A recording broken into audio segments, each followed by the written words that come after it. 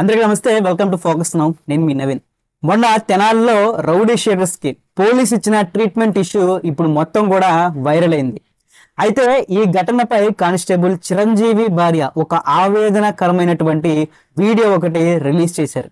అయితే ఆ వీడియోలో ఆవిడ ఏం మాట్లాడారు, ఏం మెసేజ్ వెళ్ళింది అనేది కూడా ఈ వీడియోలో మనం మాట్లాడుకుందాం.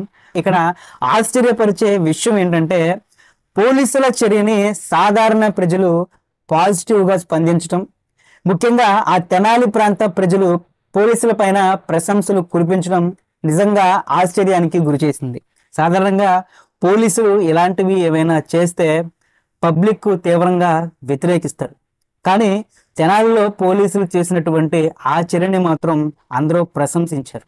అంటే ఆ రౌడీ షీటర్స్ ఎవరినైతే పోలీసులు నడి రోడ్డున వరుసగా కూర్చోబెట్టి కోటింగ్ ఇచ్చారో ఆ రౌడీ షీటర్స్ అక్కడ ఉన్నటువంటి ప్రజల్ని ఏ రకంగా ఇబ్బంది పెట్టేవాళ్ళు, వారితో ఏ విధంగా ప్రవర్తించేవారు అనేది ఇక్కడ మనం అర్థం చేసుకోవచ్చు.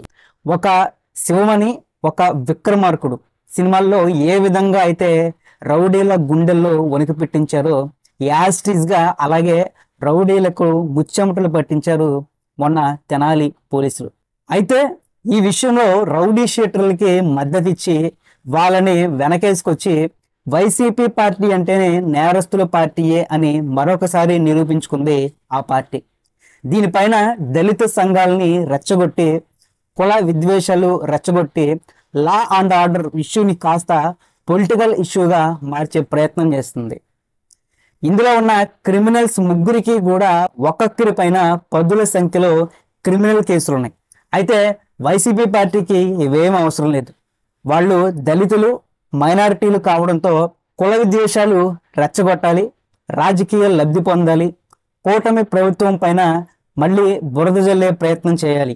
ఇదే అవసరం తప్పితే అక్కడ దెబ్బలు తిన్నది రౌడీలా అనేది అనవసరం, దొంగతనాలు చేశారా అనేది అనవసరం, లేకపోతే ఎవరి మీదైనా అఘాయిత్యం చేసినా వీళ్ళకి అనవసరం, లేకపోతే ఎప్పటికెప్పుడు ఎవరైనా కత్తులతో నరిగేసి వచ్చినా వీళ్ళకి అనవసరం. పైగా వాళ్ళ భుజాలు తట్టి మీ వెనక మేము ఉన్నాం అని అంటారు తప్పితే అసలు విషయం ఏంటి, ఏం జరిగింది, పోలీసులు పబ్లిక్గా ఎందుకు వాళ్ళకి మర్యాదలు చేయవలసి వచ్చింది అనేది అసలు అక్కర్లేదు.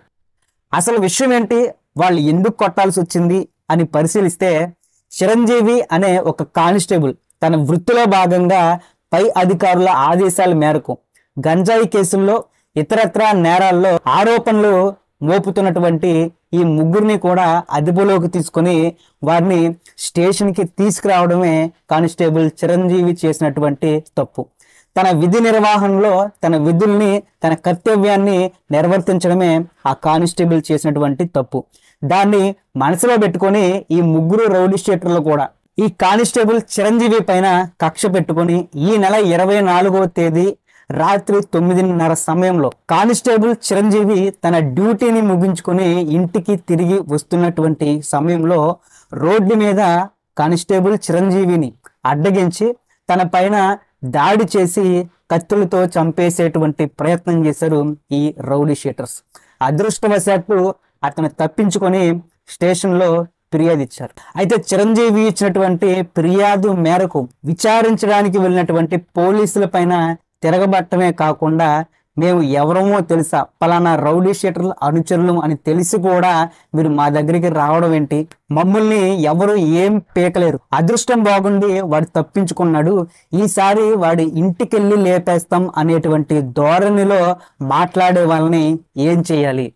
అలాంటి రౌడీ షీటర్స్ని, తీవ్రమైనటువంటి నేర చరిత్ర ఉన్న వాళ్ళని, చట్టాలపైన ఏ మాత్రం కూడా భయం లేకుండా ఉన్న వాళ్ళకే దళితుల కార్డులు తగిలించి వారికి మద్దతిచ్చి అసలు బాధితుల్ని పక్కన పెట్టే ప్రయత్నం చేస్తున్నారు. ఈ క్రమంలోనే కానిస్టేబుల్ చిరంజీవి భార్య తెర మీదకి వచ్చి, నేను దళితురాలని, నాకు న్యాయం చేయండి, రౌడీలకే మద్దతు ఇస్తున్నారు, నాకెందుకు మద్దతు ఇవ్వట్లేదు అని ఈరోజు మీడియా ముఖంగా ఆమె ప్రశ్నించింది. మా ఆయన్ని ఆ రోజు వాళ్ళు గనక చంపేసి ఉంటే ఈరోజు నా పరిస్థితి ఏంటి అని ప్రశ్నిస్తుంది.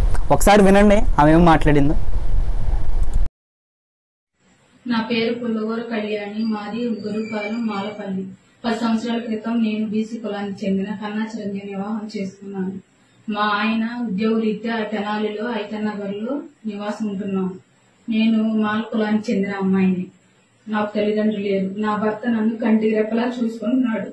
నేను ఈ ఐతన్నగర్లు ఎందుకు ఉంటున్నానంటే మాకు చెందిన వాళ్ళు ఉన్నారని భరోసాతో నేను ఉంటున్నాను.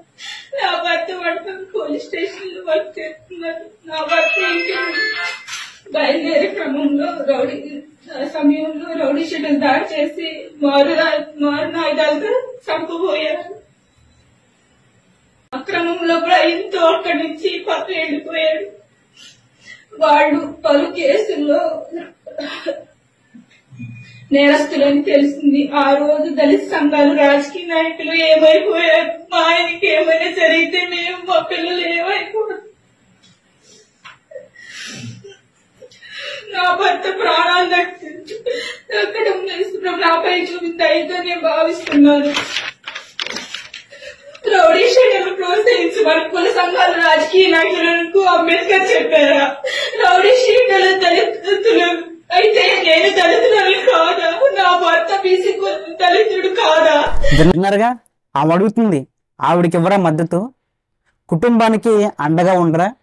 అంతలా వ్యాధన చెంది భయభ్రాంతులకు గురి రోధిస్తున్న దళిత ఆడబిడ్డ, రౌడీ షీటర్స్ చేతిలో బలి కాబోయిన దళిత ఆడబిడ్డ అడుగుతుంది, రౌడీ షీటర్లు నా భర్తని చంపాలి అని అనుకున్నప్పుడు ఈ నాయకులు, సంఘాలు, రాజకీయ నాయకులు ఏమైపోయారు?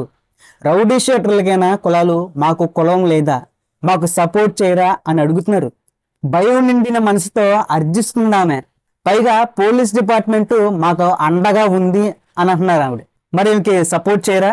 వాళ్ళకిలాగా ఏమోపై కానీ ఈమె భర్త కానిస్టేబుల్ చిరంజీవి గారి పైన కానీ ఎలాంటి కేసులు కూడా లేవు కదా. మరి వీళ్ళకి ఎప్పుడు సపోర్ట్ చేస్తారు? ఇక్కడ బాధితులు ఎవరో, బాధించబడింది ఎవరు, భయభ్రాంతులకి లోనైంది ఎవరు?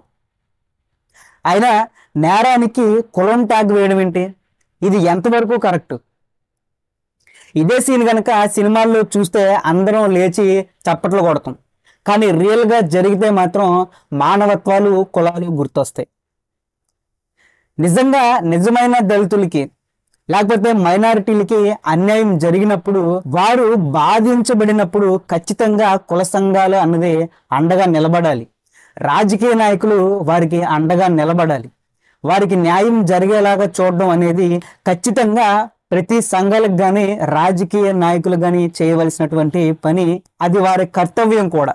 ఒక విషయం చూస్తే, నిన్న జరిగినటువంటి ఆ ఇష్యూలో ఏదైతే ఆ ముగ్గురిని నడి రోడ్డు మీద కూర్చోబెట్టి కోటింగ్ ఇచ్చారో, ఆ సందర్భంలో ఒక స్టేషన్ మొత్తమే అక్కడ వారిని రౌండప్ చేసింది. కానిస్టేబుల్ దగ్గర నుంచి ఎస్ఐలు, సిఐలు అందరూ కూడా అక్కడే ఉండి వాళ్ళని రౌండప్ చేశారంటే ఆ కానిస్టేబుల్ ఇష్యూ ఎంత డెప్త్ అనేది కనీసం అక్కడైనా అర్థం చేసుకోవాలిగా. ఆ రౌడీ షీటర్స్ ఎంత విచ్చలవిడిగా ఏ విధంగా నడుచుకొని ఉంటారు. పోనీ ఇదేమి గత ప్రభుత్వంలో లాగా నడి రోడ్డు పైన డాక్టర్ సుధాకర్ని బట్టలు ఊడదీసేసిన లాంటి సంఘటన కాదు. పోనీ మాస్క్ లేదని కిరణ్ అనే యువకుడిని కొట్టి చంపిన సంఘటన లాంటిది కూడా కాదు. పోనీ అమరావతిలో మహిళా రైతుల చీరలో లాగినటువంటి ఇష్యూ లాంటిది కూడా కాదు కదా. వైసీపీ అధికారంలో ఉన్నప్పుడు ఇలాంటివి వందల సంఘటనలు జరిగాయి, మనందరం చూసాం. మరి ఆ రోజు ఎందుకని ఈ వైసీపీ మౌనంగా ఉంది? ఈ రౌడీ షీటర్స్ విషయంలో ఎందుకని వీళ్ళని నెత్తిన పెట్టుకుంది? పైగా ఇది రెడ్ బుక్ రాజ్యాంగం అని, దళితులపై వివక్ష చూపటం అని మళ్ళీ దానికి ఒక ట్యాగ్ లైన్ వేయటం. ఇది దళితుల పైన వివక్ష కాదు, అసాంఘిక సంఘటనల పైన, రౌడీ షీటర్ల పైన ఉక్కుపాదం మోపడం. ఇది రెడ్ బుక్ రాజ్యాంగం అంటున్నారు కదా.